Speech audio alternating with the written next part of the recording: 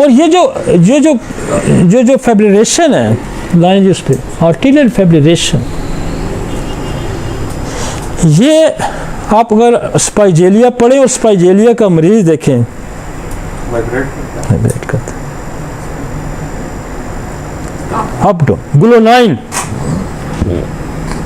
स्पाइजेलिया। तो ये स्पाइजेलिया इतनी काम की दवाई है और आप स्पाइजेलिया को पढ़ें।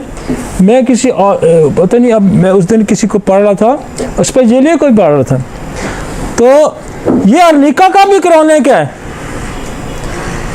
अर्निका क्या करती है? ब्लीडिंग और क्लॉट को डिसॉल्व करती है, और इसका अगली स्टेज क्या है? स्पाइजेलिया है।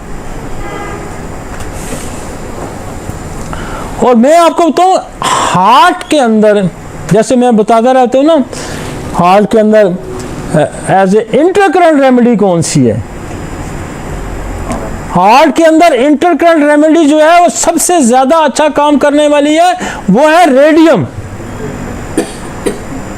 अब रेडियम 30 के बीच में एक डोज लगाएं, कोई काम रुक गया फौरन लगाएं, फिर कैक्टस दें, फिर दें वो दें नाजा दें, फिर दें वैराइटम अल्बम दें, फिर काम आपका बेहतर हो जाएगा। रेडियम फौरन पिक, रेडियम की क्वालिटी के एकदम पिछली दवा को पिक करेगी फौरन, जो उसकी सूटेबल दवाई होगी।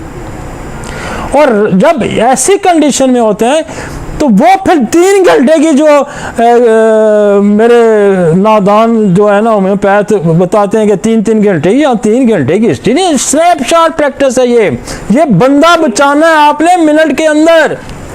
ये आपका इम्तहान है। यहाँ 3 घंटे नहीं लगे, 3 घंटे कौन देगा आपको? कब्रिस्तान तक पहुंचने में 3 घंटे फिर उसको लगेंगे कि जनाजा तैयार हो रहा है, सारा कुछ तैयार हो, खुदा के बंदे इस होम्योपैथी को होम्योपैथी के अंदाज में ही डील करें। समझ आइए आपको? स्नैपशॉट, इसी को कहते हैं स्नैपशॉट। देखा फौरन, एक जरा सी चीज इधर उधर करके दवाई सेलेक्ट। और वो एक ऑर्गेनल की क्लॉज है एक्यूट पेशेंट को, कहता है दवा देते रहो जबकि दुरुस्त दवा न बन जाए, क्योंकि बंदा मर रहा है और आप सोचों में गुम है। उन फिलासफरों की तरह के वो कोई दीवार पे थापियां लगी हुई थी, ये उस तरह के फिलासफर हैं, दीवार पे थापियां लगी हुई थी, तो कोई बंदा वहाँ बैठा उसको देख रहा था, फिलासफर, हाँ शाम तक देख रहा था, पास से गुजरा, उसका क्या फिलासफर साहब ये क्या देख रहे हैं? वो कहते हैं मैं यार बड़ी सुबह से खड़ा हूँ, मैं सोच रहा हूँ 3, 4, 5, 6 घंटे हो गए कि ये गाय दीवार पे चढ़ी कैसे है। और खुदा के बंदो, इस सिस्टम को आप कहाँ लेके जाना चाहते हो? ये इतना खूबसूरत, मेरे बेशुमार एलोपैथिक दोस्त हैं जो स्पेशलिस्ट हैं, अपने बच्चे भी हैं बेशुमार, वो कहते हैं हम दीवार के साथ लग जाते हैं और वहां होम्योपैथी शुरू होती है। कोई ऑप्शन यहाँ नहीं होता। मसला सिर्फ ये है कि ये जो दीवार पे थापियां देखने वाले फिलासफर हैं, इनसे खुदा गवाह हमारी जान अगर छूट जाए तो फिर हम बहुत ज्यादा बेहतर तरक्की कर सकते हैं। आज आपको सिर्फ एसटी सेगमेंट की एलिवेशन पता लगी है ना, तो आप एक नशे में होंगे। आपको कैक्टस आज पता चली, आप एक नशे में होंगे। इल्म इंसान को बेहतरी की तरफ लेके जाता है, जहालत इंसान को बेहतरी की तरफ नहीं ले जाती। और जो बंदा ये कहे आपको कि ये हमें नहीं पढ़ना चाहिए, ये हमें नहीं समझना चाहिए, उसको आप होम्योपैथी से खारिज करें। और बहुत सारे खारिज हो रहे हैं, ये मैं आपको बता दूं। और इस आप मेरे साथ इमरजेंसी मेडिसिन का स्पेशलिस्ट, मेरे साथ कार्डियोलॉजिस्ट, ये ऐसे नहीं चीजें समझी जाती। चीजों को समझने की कोशिश करें भाई। और सच्ची बात है, इनके पास ये अवेलेबिलिटी भी नहीं है, इनके पास अवेलेबिलिटी भी नहीं है।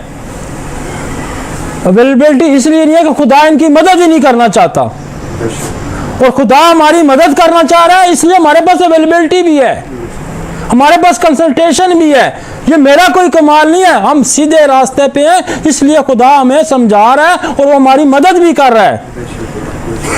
हमारे पास जेनेटिक के स्पेशलिस्ट हैं, कार्डियोलॉजिस्ट हैं, हमारे पास, हम चीज़ों को समझ के हम नया थेराप्यूटिक्स बना रहे हैं। भाई बोरक का क्या कसूर है, उसने तो 100 साल पहले किताब लिखी है, आपने इस अंदाज में भाई दोबारा किताब बनाई है?